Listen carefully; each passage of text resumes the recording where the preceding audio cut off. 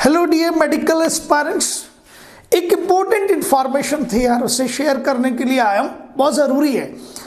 आप सभी लोगों को मालूम है कि 12 जनवरी को एम्स जो है अपना स्ट्रे वैकेंसी राउंड कंडक्ट कर रहा है एमबीबीएस की रिमेनिंग सीट्स के लिए।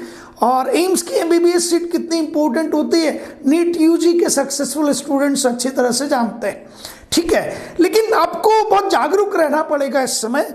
तो क्या हो रहा है कि कल 10 तारीख को, टुमारो 10 जनवरी को एम्स एडमिनिस्ट्रेशन जो है वो 2 चीजें रिलीज करने वाला है।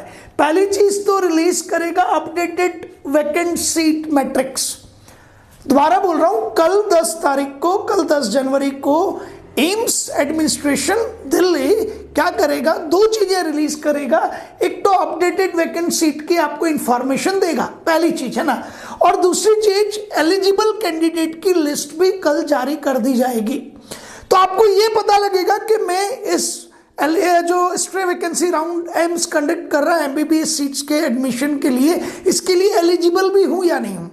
और आपको वो एलिजिबिलिटी चेक करके कल 4 बजे तक, 10 जनवरी 4 बजे तक आपको क्या करना होगा, ऑनलाइन रजिस्ट्रेशन करना होगा। यदि आप 4 बजे तक ऑनलाइन रजिस्ट्रेशन नहीं करते हैं, then you will not be eligible to participate in stray vacancy round conducted by AIIMS Delhi for all the 19 AIIMS। अभी तक की इंफॉर्मेशन ये थी हमारे पास में कि आपके सभी एम्स में, एम्स गुवाहाटी, एम्स जम्मू, इवन एम्स जोधपुर, एम्स राजकोट, इन सब में मिला के अभी तक 119 एमबीबीएस सीट्स वैकेंट थे। अब ये जो 119 एमबीबीएस सीट वैकेंट्स हैं, ये हो सकता है कि आपकी बढ़ जाए, ठीक है ना। और आपको एलिजिबिलिटी भी आपको अपनी चेक करनी पड़ेगी। तो एलिजिबिलिटी कैसे चेक करेंगे, तो एलिजिबिलिटी के लिए कल बिल्कुल तैयार रहिएगा। 10 जनवरी को 10 जनवरी को एम्स एग्जाम करके एक आपकी वेबसाइट है, ऑफिशियल वेबसाइट, ठीक है, उस पर आपको लिस्ट ऑफ एलिजिबल कैंडिडेट्स मिलेगी, ठीक है। यदि आप एलिजिबल ही नहीं है तो अननेसेसरी मूवमेंट मत लीजिएगा। ये बड़ा खराब मौसम है, दिल्ली तक आना जाना बहुत भारी पड़ता है, तो आप फिर मत मूव कीजिए, ठीक है, डोंट मूव। लेकिन आप एलिजिबल हैं, फिर आप अपना जो है वो जिसे कहते हैं कि प्लान बना लीजिए, दैट हाउ टू मूव, किस तरीके से आपको जाना है, ट्रैवलिंग प्लान जिसे कहा जाता है। और आपको 12 तारीख को समय पर पहुंचना है। एम्स दिल्ली का जवाहरलाल ऑडिटोरियम है, वहाँ आपको रिपोर्ट करना है।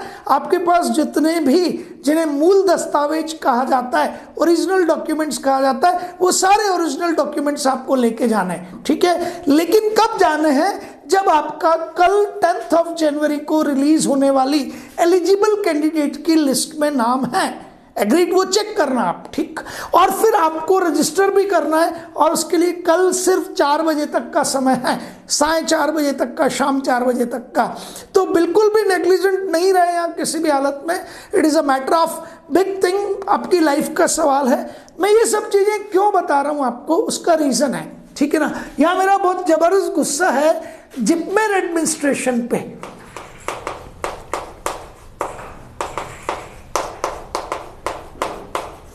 किस पे, जिपमेर एडमिनिस्ट्रेशन पे। इन्होंने क्या किया, 8 जनवरी को, मतलब लेट नाइट, 8 जनवरी लेट नाइट, इन्होंने एलिजिबल कैंडिडेट्स की लिस्ट डाली यार, है ना। और इनका जो जिपमेर वालों का स्ट्रे वैकेंसी राउंड है वो कब है, 10 जनवरी को है। और 10 जनवरी को ये स्ट्रे वैकेंसी राउंड लेंगे एपीजे अब्दुल कलाम ऑडिटोरियम है, एम्स पुडुचेरी, जिपमेर पुडुचेरी का, जिपमेर पुडुचेरी,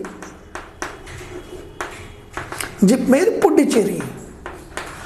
अब आप मुझे बताइए कि एक स्टूडेंट को 8 तारीख को देर रात 11:30, 12, 1 बजे तक, हो सकता है कई लोग ना जगते हैं उस समय तक, उस समय उसे पता लगता है कितने, 8 तारीख को देर रात को, कि मैं एलिजिबल हूं, ठीक है। 8 तारीख देर रात का मतलब 9 तारीख की सुबह हो गई एक तरीके से, है ना। अब 9 तारीख को मुझे पता लगता है मैं एलिजिबल हूं। नाउ टेल मी कि यार मैं कैसे जिपमेर पुडुचेरी पहुंचूंगा, ठीक है ना। सपोज जरूरी थोड़ी मैं दिल्ली में रहता हूं, जरूरी थोड़ी मैं लखनऊ में रहता हूं।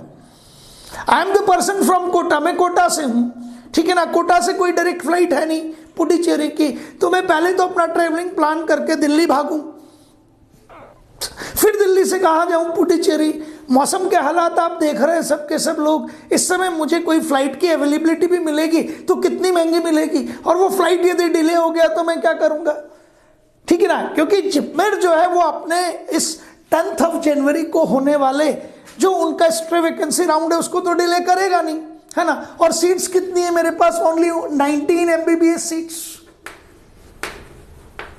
यदि मैं 4 घंटे भी लेट पहुंचा तो सारी की सारी सीट्स तो क्या हो चुकी होंगी, अलॉट हो चुकी होंगी। कराईकल में है, वो भी पुडुचेरी में एक भी सीट नहीं है, कराईकल में ही है, पर मुझे जाना है। I want to get the MBBS seat, क्योंकि जिपमेर कराईकल भी जबरदस्त है, ठीक है ना। तो मैं वहां पहुंचता हूं लेकिन लेट हो गया तो ठीक है। अब मैंने क्या सोचा, सपोज कि यार ठीक है एलिजिबल जो लिस्ट आएगी, मैं वैसे भी MCC की एलिजिबल लिस्ट पर मेरा नाम है, तो मैं तो जल्दी निकल चलता हूँ। तो एक स्टूडेंट 7 तारीख को चला गया, यहाँ से दिल्ली पहुँचा, दिल्ली से वो पुडुचेरी पहुँचा बेचारा बड़ी मुश्किल से, और सुबह सुबह 9 बजे उसको कोई फ़ोन करता है उसका दोस्त कि यार एलिजिबल कैंडिडेट की लिस्ट आ गई है, देख ले। 9 तारीख आज सुबह पहुँचा है वो, और जैसे ही वो एलिजिबल कैंडिडेट की लिस्ट खोलता है उसको पता लगता है कि उसका तो उसमें नाम ही नहीं है।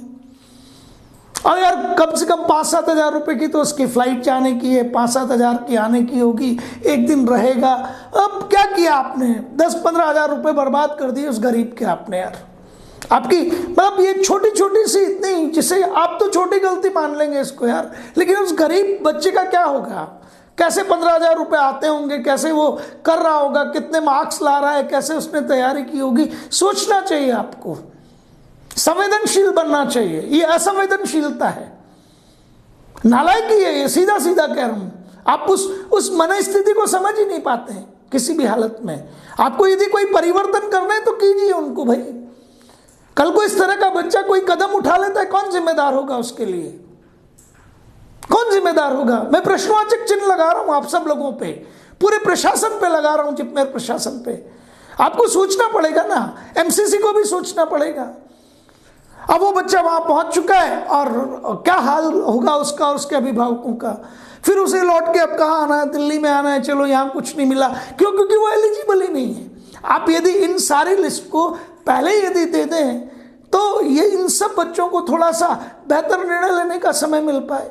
तो ये एक विद्यार्थी है जिसके साथ हादसा हुआ, और भी हो सकते हैं, मेरी सिर्फ एक ही से बात हुई है। लेकिन उसी के साथ मैंने जितने भी बच्चे जो अब आने वाले समय में 12 तारीख को एम्स के स्ट्रे वैकेंसी राउंड में पार्टिसिपेट करने के लिए तैयार हैं, वो पहले सोचिए समझिए। आप पहले देखिए कि कल जो 10 जनवरी को एलिजिबिलिटी लिस्ट एम्स प्रशासन जारी करेगा, एम्स एडमिनिस्ट्रेशन जिसे रिलीज करेगा, पहले अपना नाम चेक कीजिएगा, फिर जाइएगा, वरना जबरदस्ती आप भी 10-12 हज़ार के नीचे आ जाएंगे। तो ये चेक। और उसके बाद एक और चीज है, फुर्ती से नेट की अवेलेबिलिटी हो नहीं हो उसे भाग दौड़ करके अवेलेबल कीजिएगा। और कल 4 बजे तक का समय है, आप जैसे ही देखें कि आप एलिजिबल कैंडिडेट की लिस्ट में हैं, आप 4 बजे तक ऑनलाइन रजिस्टर भी कीजिए।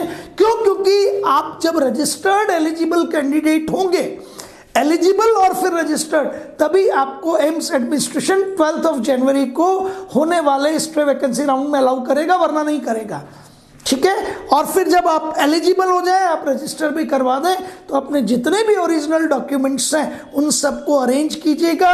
और एक और इम्पोर्टेंट चीज, आपके पास एक स्लिप है, रजिस्ट्रेशन स्लिप, उसको लेके जाइएगा, इट इज नेसेसरी, ठीक है। जितनी भी इस तरह की चीज़ें होंगी, मैंने निर्णय किया है कि मैं आपको वीडियो के माध्यम से लगातार देता रहूँगा। अपना ख्याल रखिए, पढ़ते रहिए और बढ़ते रहिए। शुक्रिया।